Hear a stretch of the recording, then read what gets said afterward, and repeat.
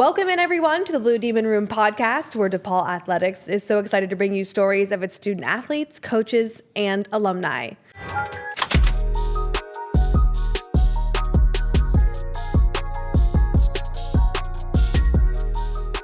I'm your host, Casey Standahar, and I'm thrilled to introduce our next guest, rising senior and forward of DePaul men's basketball, NJ Benson. NJ, how are you today? I'm good. How are you, Kelly? Good. I'm good. I want to know what it was like to attend a Cubs game last month and sing the seventh inning stretch, because the Cubs are pretty good, but you were there with your team. Yeah. What was that experience like? It was really fun, actually. So I'm actually from St. Louis, so it was a little different. And growing up a Cardinals fan, so once it got posted, the comments were pretty funny, but Yikes. It's all good now. I don't have any issue with the Cubs. Are you still a Cardinals fan? You can tell us. I play both sides. Okay. All right. That's fair. I'm from the Youngstown, Ohio area, so I grew up a Cleveland fan. Oh, my goodness. Now Cubs fan, so people get on me too. Yeah. I want to talk about your relationships with your teammates, especially those returning like CJ and Layden. What is that like? Oh, they're like family, like especially the two you just named. We do everything together. Those are my guys, but I think they played a very big part, and everybody wanted to come back and staying together. Yeah. Have you always been friends with them, or is that like a friendship that's grown over the past couple seasons? So CJ's relationship, me and his relationship, is a little bit newer, just because he was coming from Indiana. Right. But like as soon as he got here, we just like clicked, being in the same class, and then sitting in the same spot on the way to practice and stuff. But Layden actually played with a couple of my friends down in St. Louis, so I knew of Layden this entire time. I just never really got to talk to him. Love it. Small world. Yeah. Let's go back to even before college, before DePaul. How were you first introduced to the sport of basketball? I'm pretty sure they handed me a ball probably right out of the womb. But my entire family played basketball. My mom did, and my dad. They both played at Chattanooga University. So basketball just runs in my family. My grandpa played, and all my cousins played. I really didn't have a choice. What is your earliest memory, though, from playing? I mean, were you like a toddler, a teenager? I would say a toddler. I think YMCA, they used to always have me get back behind the three-point line and can steal the ball. So, did you play any other sports growing up? I did. I actually played soccer and baseball. But it was basketball that was your true love? Yes. Okay. When did you realize you were good enough to play at the next level? I think I would say the end of my junior year.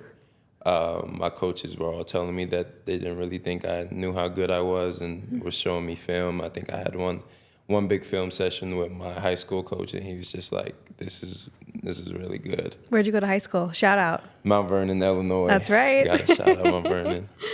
And so when did you decide you were going to play in college? Was it the motivation from your high school coaches, or was it something that you and your family had talked about? It was something me and my family had always talked about, especially my grandpa. That was his dream, seeing me play in college for the longest. But I actually had an older cousin that were first cousins. He ended up going to Division I the year before me and went to SIUE. So just seeing him go on that path kind of sent me towards mine. Yeah. I want to discuss now how you came to DePaul. You started your basketball career at Missouri State, but what brought you and made you want to enter the transfer portal? So my last year at Missouri State, my coach ended up getting fired, Coach Ford, and that kind of sent me and my teammates. I had a lot of seniors on my team, so they were all graduating, and the juniors were talking to me, and they were like, we think you can go play somewhere higher. We're all going to leave and all this other stuff. So I talked to my family about it, and then I ended up putting my name in the portal. And then obviously DePaul hit me. Coach Holtman hit me up. And about a week after he did, they signed Coach Mullins, and he actually recruited me out of high school big time. There you go. So that's pretty cool. They were two big building blocks in me coming here. Yeah, kind of full circle too. So what was it that made you say yes to DePaul?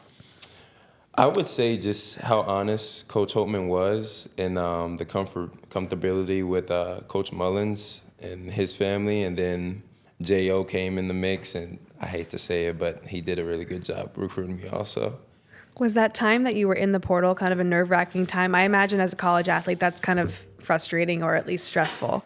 It was very stressful, very hectic, but me and my family and my coaches, they helped me out a lot. A lot of my calls went through my AAU coach first before they hit me, so he was able to kind of break it down for me, and it wasn't like everybody else's experience. Everybody kind of knows that Big East basketball is the basketball conference, right? That's the place to be. How did that factor into your decision? I knew it would take me some time to adjust, and Coach Holtman had that talk with me too. He was telling me it was a lot more physical, guys are a lot more athletic, so I knew in the beginning it could probably be pretty rough. I mean, we had back-to-back national champions in our league, so. Yeah. How badly do you really want to beat those back-to-back national champs? Really bad. Coach Hurley, he's a really Huskies. good coach. Right. You were talking to us before we even started this podcast about how practices were going. Can you kind of tell us more about what Coach is doing to you guys? Yeah, so it's really been more individual workouts so far until our whole team gets here, but they've been switching it up on us, and I would have Coach Owens and I would have Coach P and Coach Val, so it's just been 45 minutes hard work, and then we got some team stuff and got some shooting in after, but it's been really, he's been pushing me a lot. A lot of cardio. Yeah. Can you tell that Coach Holtman really wants to get DePaul basketball back to where it used to be? I mean, are you guys all feeling that? Oh, yes, for sure. He definitely has us all on board with that. And just seeing the programs that he has turned around, I mean, the proof is in the pudding for us. So. Sure. All right, I want to talk about you just individually a little bit too. What are you studying, and how did you choose what you were going to be studying here at DePaul? I actually have a double major, psychology and sociology. Okay. And that kind of came from my mom, watching her grow up and just what she studied. She told me about her classes, and just hearing her talk about what she did in college and her job now. She's actually she works for the LSPD, I guess is like a thing where they help kids and travel, and she does therapy and all that other stuff. Very cool. For me, my major, I wanted to be for travel therapy. Okay. Where do you see yourself in the future when it comes to playing basketball or even playing professionally, or do you just want to transition to the career you just mentioned? Really, basketball is the main goal, to play professionally, but if basketball doesn't work out, my dream has always been to be a travel therapist. Okay. What is it about that career that you feel like would be so rewarding for you? I really just think I'm really good at talking to people about their problems and helping people. So just to be able to help somebody through anything they're going through is really big for me. Back to basketball. I know we're kind of jumping around. You started the season 7-0. But how did it feel to earn some of those early non-conference wins, especially with a new staff, new team, all new feel? It felt really good, and I think it gave us all a lot of confidence in the beginning that we really needed. So I think it was really big time for us to start off like that, especially since coming off the year that DePaul had before us. How did you guys find that you could bounce back from tough losses and just the toughness of the Big East as a whole? Just our senior leadership. I mean, like David Skolman and Troy and Isaiah, those guys were like, they had been through so much already. Like it wasn't anything to them. So once we would lose or anything, we have our heads hung down. They'd just come in the locker room and they would be like, hey, we got a next game. We got to focus on that. We got to leave this in the past. And I think it helped all of us. You dealt with some injury last season. How did you work through that, especially mentally, like you were just mentioning, to ensure that you guys were ready to go and get back out there? It was really tough, honestly. That's probably my biggest injury in my career was my hand injury. So going down at Marquette, I kind of knew that it was going to be pretty bad. So I just tried to motivate everybody, keep everybody intact, and especially like the guys that play my position, like Skolman and JJ, to try to help them on the court. But it was really tough for me mentally. That moment that you found out you were injured and you knew that you'd be out, what was that feeling like? It was really tough. I told Coach Holtman I really didn't want to sit. I told him and Coach Owens that, but they were looking towards the future more than in the present. So it was better for me to just take that time I needed to rest my hand and get back better. What was it that exactly happened to your hand? So I broke my metacarpal and I tore ligaments in my pointer finger. So Yikes. they were telling me, they were like, if you come back and you re-injure it, then you can be out for a year time. and you have to get surgery. So that was the risk I was taking with that. Now that you're feeling better, getting back into the swing of things, how do you think the team is going to kind of take shape with new transfers and also losing some of the vets? I think it'll happen pretty fast. With me, CJ, and Layden and the guys back on board, I think we'll kind of let them know how it is being a Blue Demon and how Coach wants us to work. And, I mean, Coach is going to put that out there from day one. So I feel like they'll adjust really easy.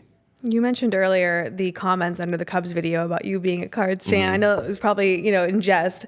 But college basketball is unlike any other sport when it comes to the comments on X and just the conversation surrounding it, the podcast, everybody talking about it. It has so much eyes on it. How have those extra eyes impacted you as an athlete and as a person? I mean, I'm not really big on social media standpoint, and I honestly knew that it would be different playing at this level than a mid-major. So, like, some losses, people will comment certain stuff under your post or say different things about you, but I just always stay focused on my game and let everybody else handle that. I know that I trust in God, so I really don't worry about that. So you don't really look at the comments? Yeah. That takes a lot of strength, I think. Absolutely. At the beginning of the season, before you exclusively hit conference play, you guys were consistently winning. We talked about that 7-0 start. How did that feel, and why do you want so badly to replicate that this year? It felt really good. I mean, it's hard to win 7 games in a row, really hard. Regardless of who you're playing against, people start to figure you out. So it was really just a big confidence boost for us. And I feel like that kind of took us all the way to the end. And even in the Big East tournament, like, we were talking about that, and the seniors were bringing that up. Like, we started up 7-0. Just remember how that felt winning at that time. So that drove us through the entire season. We were dealing with injuries and everything else. So is stamina something that Coach Holtman is really kind of pushing when it comes to these individual workouts, to be able to withstand an entire season and get to conference play and still have that stamina? Yes, for sure. Before we even start summer workouts, he wants us to be in pretty good shape to be able to play a game today if we had to. So he feels like if we start now, even when the weight room has been really big for us also, for me especially. But being able to have our legs for the season. Right. How did the team react when times got tougher, into conference play and things weren't as what you guys expected? I think we reacted pretty well. I know it's been pretty repetitive, but like our seniors they were really big for us. So during those times, it was like, this is the Big East. The games aren't going to be easy. We're not going to be able to just go in and win a night. Anybody can beat you on any given night. So we were just going in there and just trying to have the most confidence in our team. And we were very deep as a team, I feel like. So when one of us went down, another person would step up. And then to be able to have that success going into the tournament, what did that feel like? That felt really good, especially towards the end. We had started off hot, and I mean, for me, being able to come back after missing the games, I know I was ready to play. For sure. Traveling around, going through all this with these guys, how has that strengthened your relationship with them and with the coaches? It has strengthened our relationship a lot. It's been a lot of funny moments, a lot of fun moments. The thing I like the most is I feel like the coaches are more involved with us and then we are ourselves sometimes. So those guys, I love those guys to death. Yeah. Does that kind of help you feel like you can go to coach about anything? Like when they can relate to you in that way and kind of joke around with you guys in a way that feels relatable, I think that's gotta at least make you more comfortable with them, right? For sure. Absolutely. I feel like I could go to any coach on our staff, even our GA and our coordinator, John. I mean, all of them are easy to talk to. And if we ever had an issue, they would help us with whatever it was. What is your typical travel routine? Like, are there, things you have to pack, non-essential things that you do, any fun items that you bring in your bag? Headphones are the first thing to go in my bag. I have to have my headphones. But no crazy music before 1 p.m. No crazy music before 1 p.m. I could be listening to jazz or anything. I'm a big culture person. I listen to anything, country music. It doesn't matter what it is. Okay. But my friends, I try to get them to hop on that board with the music, but they're kind of dead set on just one way. Loud What's and everybody crazy. else listening to? Layden. It doesn't matter what time. It could be 6 a.m. and he's going to be blasting something, somebody yelling and loud, and I just can't do it. I don't know how he wakes up like that. CJ listens to his own music because CJ's actually an artist. Oh, that's right. Okay. He makes music and That's he cool. plays his music only, nothing else. All right. He's proud of his stuff. I love Yeah. it. What do you guys like to do in the hotel and the cities that you get to visit for fun? It's really nice to just go and actually explore. I think a lot of our hotels are just sitting right in the middle of wherever we are, so we get to walk around. Coach gives us a curfew. Yeah. But we get to walk around for a little bit and grab food and just see places that we've never been before. And I think it's pretty cool. Did you go to the ice cream place in Stores near Gamble? I guess don't- they make their own ice cream at UConn. So I didn't get to try it. I don't think we did at UConn. UConn might have been a late trip. We might have got there pretty late. Okay. What has been your favorite memory from the past season and to be able to come back, lead a team to victory at Madison Square Garden? Like, is there a memory within those moments that you really reflect on? It would probably be afterwards of, I would say, the Georgetown game that I came back and played at MSG.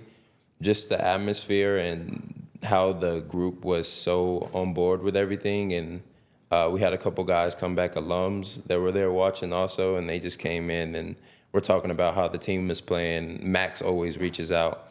We had a big video before that game of all the alums on there, Malik and That's all cool. those guys talking about how they were rooting for us. So I thought that was pretty cool after that. Your decision to come back to DePaul was a big deal. People are calling it like the LeBron decision. I mean, I'm just saying, no, I'm just kidding.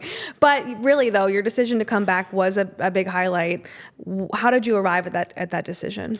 I mean, for me, it was a really easy decision. I know nowadays, like, guys make decisions about money and where the most money and stuff is, but I just felt the most comfortable here, and I felt like my coaches give me the green light to go out there and be myself and be my best, and that's really what all matters to me. So this is your official senior season. You're looking at a fifth year, or are you mentally kind of preparing for this to be your last year of college basketball? I'm preparing. I'm going to play and practice like it's my last year for sure, but hopefully I get that one more year. You talk about money and NIL and how some of these guys are making the decisions based on that. Do you think that has changed the game a bit too for you? I mean, is that not really something you're thinking about when you're thinking about basketball, or how does that kind of change basketball in your eyes? It's changed it a lot. I mean, for not just for me, but for my teammates and the people around me. Just seeing them leave schools and always wondering if something's going on with them mentally, or they're not feeling basketball or anything anymore. So it's a little different. I feel like for me, the biggest part is just worrying about like going to AAU and having all these friends that are at other schools and not knowing why they're transferring until they tell me why. But yeah, I feel like a lot of coaches do a really good job with their kids and can lose them at any time. So. Sure. I know you mentioned your mom was a big part of your love for your career decisions in the future, but who were some of your inspirations growing up in the game? I would say LeBron and Anthony Davis. Those two guys, like, I've always loved to watch them. So when they teamed up on the Lakers, it was one of my favorite days of my life. Outside of basketball, you said you like jazz, psychology, stuff that's different, I think, than a typical athlete. I did meet a track athlete who loves jazz music too, so I could see the correlation there. But do you ever feel disconnected from other players growing up, kind of, being a little bit more sensitive and doing things that are a little bit different?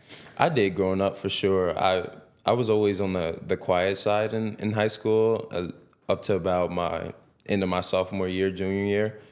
And then I became the class clown. I don't know how that happened, but I have been very different from everybody else. I wasn't really a big partier. Still to this day, I would rather stay inside and play my game than go out and do different stuff. Sometimes my teammates have to drag me out. But yeah, I've always been a little bit different. I just think it was because how I was raised by my mom and being sensitive, like you said. Yeah. I've just always enjoyed like being to myself. Okay. Has your mom been able to come out and watch you? Yeah, she's been to a lot of games. She That's makes good. sure she's here. Do you ever feel like nervous when she's around, or you just love having her there? Sometimes I'm at the free throw line, or it gets like quiet in Wintrust out of nowhere, and I hear her yell something, and I'm just like, oh my gosh. What games do you like to play? You mentioned gaming. God, I play anything. Assassin's Creed. I like storyline games that take me a while to beat. I've been playing like a scary horror game, like it's called Poppy Playtime. I've been playing that. Sounds like I'd hate it. Yeah. So what's the ideal night in for you? Ideal night in, I would say after I log my food, Coach Matt doesn't really let me have any snacks anymore, so I have to get something healthy. Are you a snacker? Yeah, I am. Same. But like lately it's been like pistachios and sunflower seeds. And that will be my snack for the night. Okay. I get those. I get a Gatorade and a water, and I will set them by my game, and I'll be on that game until it's time for me to go to bed. What time's bedtime? Depends on the next day. In the off season, right? In the off season, I say about 1. Okay. Late nights? Late night. Okay. Love it. What you said you logged your meals, so like how much protein is important for you? Are you kind of tracking what everything is? And I also want to know what your cheat meal is. My cheat meal, I'll start with my cheat meal. My cheat meal might be, I hope Coach Matt doesn't watch this. Grilled cheese is like my cheat meal. Like I said, like I'm kind of still a kid at heart. So sometimes I get a grilled cheese and turn on SpongeBob on Saturdays. Love it. Sounds like a great night. Yeah. But really, though, when you're logging your food, like how much of everything is really important to you to be at the top of your game? It is really important, especially for this year. This year is this spring has been my first time actually logging my food, and Haley, our nutritionist, and Coach Matt have been on me about it, and we've been trying to get me to tone up, slim down. I've actually lost 10 pounds so far. Wow, so that's great. Yeah. So the nutrition thing obviously is important. Has that changed your game, though, making those adjustments? That has. It's changed my my movement on the floor, my side-to-side movement, running and jumping feels a lot better. Okay. What do you miss most from home, and what is something special about your hometown? What do I miss most from home? I would just say, honestly, the people. Like, I feel like everybody back where I'm from, I could meet at a grocery store or something and we can become friends that fast. So I would just say the people and my family, just being around my family, because majority of my family lives there also. Yeah. Well, it's good that they're able to get out here as much as possible and see you. Yeah, for sure. Cool. What are you most looking forward to next season? Most looking forward to next season. I would say I didn't get to play at Creighton last year, so I would think that playing at Creighton would be my number one. You ready to do it? Top notch. Love it. What's the goal for the team this year? Goal for the team, I would say just stay together. That's my main goal. I think that's very important for a team to not break if somebody doesn't get the minutes they want or they're not making shots. I just want everybody to stay together and we'll be fine. NJ, it's been a pleasure to have you on the show with us today. We wanted to get you on here, so we're glad that we finally made it happen. Best of luck to you next season and throughout. We're excited to watch you and maybe have a grilled cheese sometime soon. But before we go, we want to remind everybody, deposits for the 2025-26 new men's basketball season tickets are now open for as low as $25. Secure your seats today. DePaulBlueDemons.com/tickets today. That's NJ Benson. I'm Casey Standahar. This is the Blue Demon Room podcast. We'll see you next time.